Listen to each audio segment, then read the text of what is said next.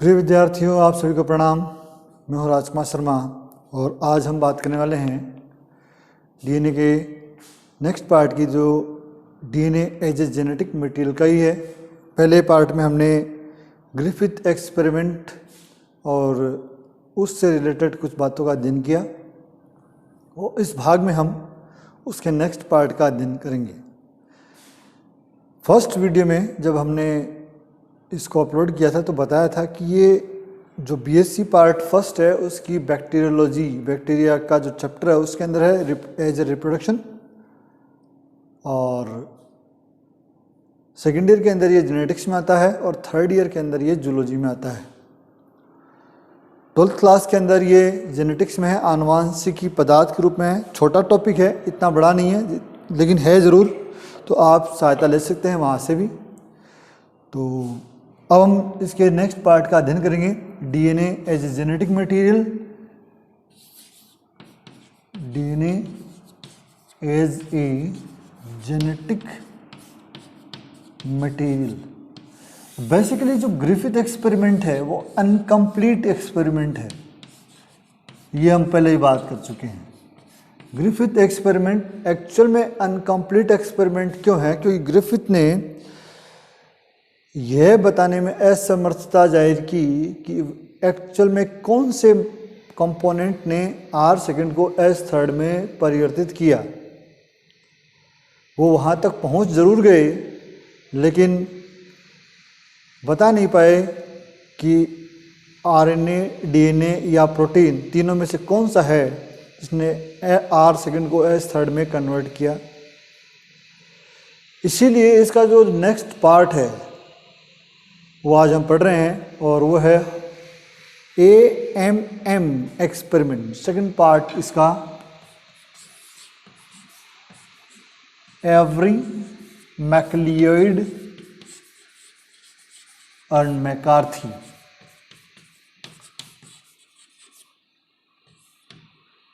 Experiment in short AMM experiment, AMM experiment और every मैकलियोइड and McCarthy experiment कहा जाएगा इसको, जो कि फाइनली ये सिद्ध करता है कि DNA is a genetic material. इसीलिए ये जो आप पढ़ रहे हो अभी बीएससी पार्ट फर्स्ट के अंदर, ये ट्रांसफॉर्मेशन के अंदर आते हैं। ये बात मैं आपको क्लियर कर दूं, included in transformation. Transformation is a method of reproduction in bacteria. Method of reproduction in bacteria. तो आप चाहे इसको मेथड इन रिप्रोडक्शन बोल दीजिए बैक्टीरिया के लिहाज से, या फिर आप ऊपर वाला हेडिंग यूज कर लीजिए genetic as a DNA as a genetic material. दोनों में ये इक्वली इंपॉर्टेंट रहने वाला है। बीएससी पार्ट सेकंड में ये इसी हेडिंग के अंदर आएगा और फर्स्ट में ये इस हेडिंग में आएगा, और थर्ड ईयर जूलॉजी के अंदर ये इसी हेडिंग के अंदर आता है। देखते हैं कि इन्होंने क्या किया होगा। इन्होंने इस बार जो ग्रिफिथ एक्सपेरिमेंट था उसको ही यूज किया, उसका ही हल्का सा चेंज किया इन्होंने, कोई ज़्यादा बड़ा परिवर्तन नहीं किया। लेकिन ग्रिफिथ का एक्सपेरिमेंट कैसा था? ग्रिफिथ एक्सपेरिमेंट था इन वीवो, और इनका जो एक्सपेरिमेंट है AMM एक्सपेरिमेंट वह है in vitro. It mean in laboratory. ये लेबोरेट्रिक मेथड है और ये बाहरी प्राकृतिक है, क्योंकि चूहों पर किया गया ये, और ये लैब में किया गया। क्या किया इस एक्सपेरिमेंट में इन्होंने? देखो, सेम कंपोनेंट यूज किए, सेम बैक्टीरिया का यूज किया। सबसे पहले इन्होंने यूज किया बैक्टीरिया का, जो कि है डिप्लोकोकस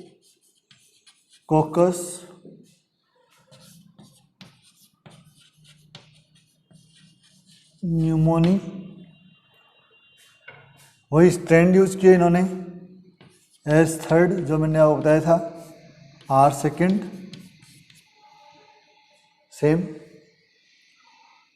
और इन्होंने मेथड यूज की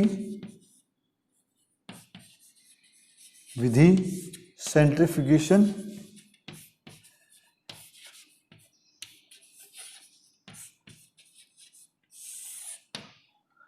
इस मेथड में इन्होंने क्या किया कि सेंट्रीफ्यूज मशीन की सहायता से टेस्ट ट्यूब में स्थित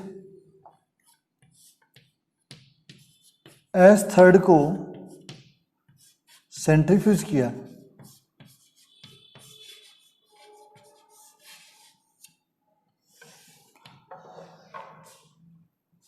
जब किसी भी कंपोनेंट को, किसी भी जीव को, किसी पदार्थ को जब सेंट्रीफ्यूज किया जाता है तो वो आरपीएम के बेस पर अपने कंपोनेंट में बढ़ जाता है।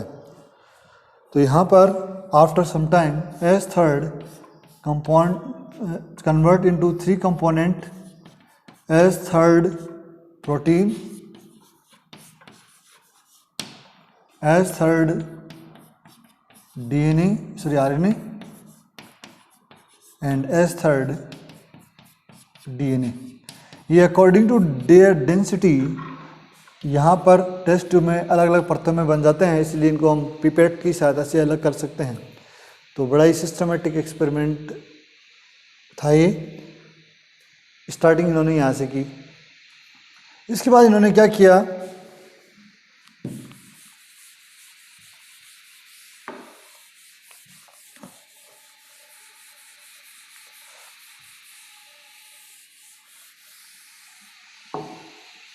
अब इन्होंने 4 टेस्ट ट्यूब ली, बल्कि हम पहले 3 की बात करेंगे। टेस्ट ट्यूब ए,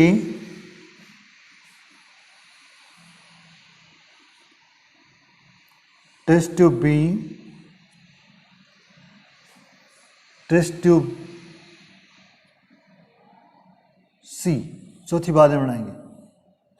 इन्होंने 10 टेस्ट ट्यूब ली, a labelled by A B C, these test tube level by A B C, तीनों को इन्होंने क्या कर दिया, ए बी और सी से लेबल कर दिया।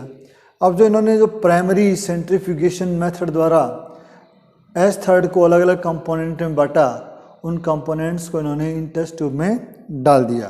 कैसे, इन्होंने इस टेस्ट ट्यूब में भरा एस थर्ड प्रोटीन,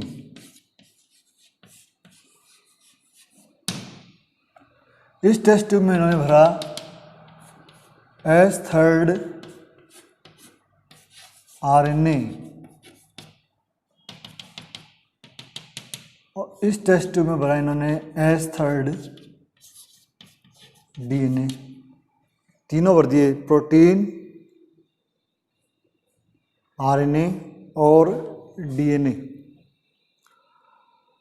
अब इन्होंने टेस्ट ट्यूब फर्स्ट ली, आर सेकेंड का एक सेकेंड प्रारूप था, इन्होंने आर सेकेंड को इसमें डाला, R second put into test tube A where S third protein already present.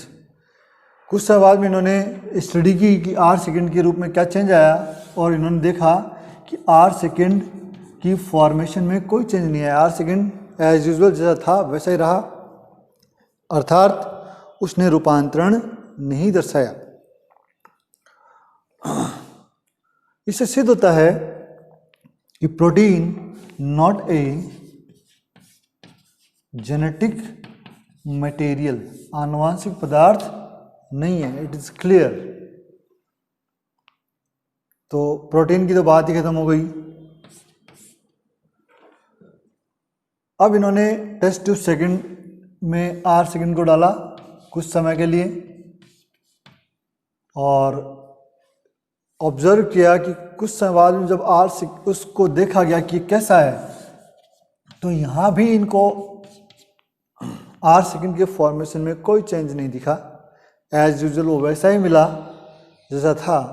It is clear that RNA not a genetic material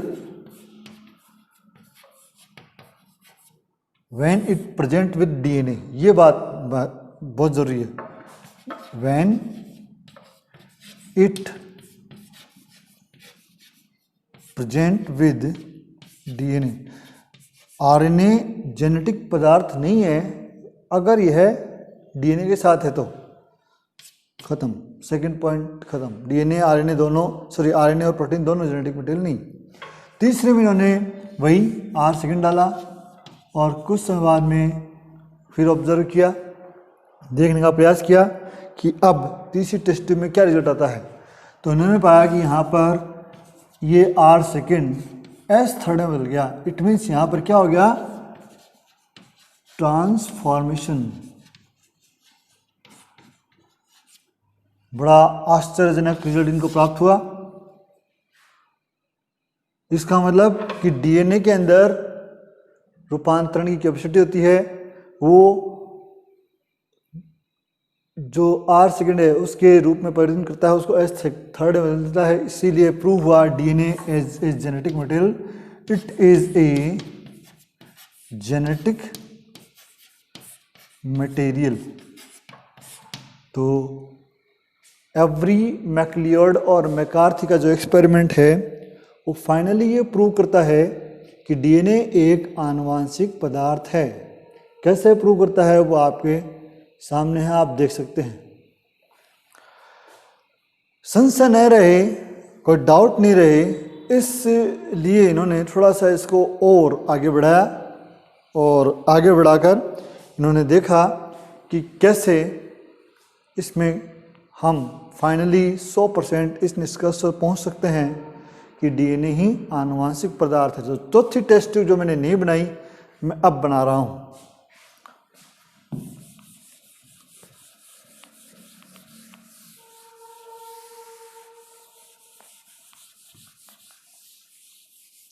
fourth test tube D,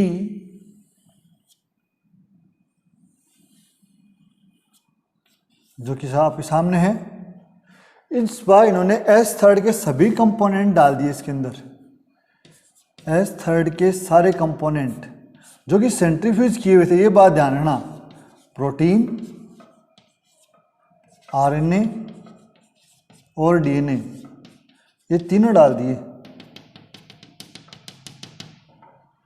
और plus में एक एंजाइम ऐड कर दिया, DNAs. DNAs is a DNA digestive enzyme, DNA digestive enzyme, ये DNA को पचा देता है। अब इन्होंने इसमें R सेकंड डाला और कुछ देर इसका ऑब्जर्वेशन किया, देखा कि क्या होता है। मैं आपको 30 सेकंड समझता हूँ, आप बताइए यहाँ क्या हुआ होगा। R सेकंड रहा या R सेकंड S थर्ड में कन्वर्ट हुआ या कोई और रिजल्ट आया। अगर आपका आंसर मेरे रिप्लाई से पहले आता है कमेंट में तो मैं समझूंगा आपको आता है, नहीं तो कोई नहीं, मैं बताने वाला हूँ। चलिए 30 सेकंड हो गए आपके, मैं आपको बताता हूँ यहाँ पर क्या होने वाला है। एक्चुअल में प्रोटीन और आरएनए को डाइजेस्ट करने के लिए कोई एंजाइम नहीं डाला गया है, इट मीन्स ये एक्टिव फॉर्म में है। लेकिन डीएनए को डाइजेस्ट करने के लिए एक एंजाइम डाल दिया गया है, इसीलिए डीएनए जो है वो डीएनए का डाइजेस्ट कर देगा। इट मीन्स टेस्ट ट्यूब में आपने डीएनए डाला जरूर है, लेकिन डीएनए क्या हो गया है, डाइजेस्ट समाप्त पच गया है। अब इस टेस्ट ट्यूब में एक्चुअली एक्टिव फॉर्म में सिर्फ प्रोटीन और आरएनए ही है, डीएनए नहीं है। तो आप निष्कर्ष निकालिए कि जब डीएनए है ही नहीं तो R सेकंड क्या रहेगा, R सेकंड रहेगा। किसी प्रकार का कोई संशय नहीं रहे, इसलिए इन्होंने ये एक्सपेरिमेंट किया और इस एक्सपेरिमेंट द्वारा इन्होंने यह सुझाने का प्रयास किया कि रियल में जो आनुवांशिक पदार्थ है वो डीएनए ही है। ये एक्सपेरिमेंट इन्होंने 1944 में प्रदर्शित किया, डेमोन्स्ट्रेट किया और वर्तमान में ये सर्वमान्य मत के रूप में इस्तेमाल किया जाता है। उसके बाद में आप सभी जानते हैं हर्शे चेज इनके एक्सपेरिमेंट भी आए, लेकिन ये एक्सपेरिमेंट अपने आप में डीएनए को जेनेटिक मटेरियल के रूप में स्थापित करने के लिए मील का पत्थर साबित हुआ और आज भी हम एज ए रेफरेंस इसका यूज़ करते हैं, इसका इस्तेमाल करते हैं। तो बीएससी पार्ट फर्स्ट के स्टूडेंट्स, मैं आप सभी को कहना चाहूँगा कि ये टॉपिक जो है वो बड़ा इम्पोर्टेंट है। हम रिप्रोडक्शन को दोबारा से ज़रूर पढ़ेंगे, डेफिनेटली पढ़ेंगे, लेकिन बैक्टीरिया में आपका समय बड़ा कीमती रहेगा क्योंकि अब सेशन जो है वो काफ़ी शॉर्ट हो जाएगा। हो सकता है कुछ सिलेबस कटौती हो तो ये जो है वो कटने के चांसेस बहुत कम रहेंगे। तो आप इन वीडियोस को ज़रूर देखें और इनके नोट्स प्रिपेयर करते रहें। रही बात सेकेंड ईयर की, तो सेकेंड ईयर में डीएनए काफ़ी लंबा है, तो मैं ये नहीं कहूँगा कि ये ज़्यादा इम्पोर्टेंट हो सकता है, लेकिन ध्यान में ज़रूर होना चाहिए कि किसी एक पॉइंट को आपसे पूछ सकते हैं। चलिए आज के लिए इतना ही। आप सभी का दिन मंगलमय हो। धन्यवाद। Thank you so much.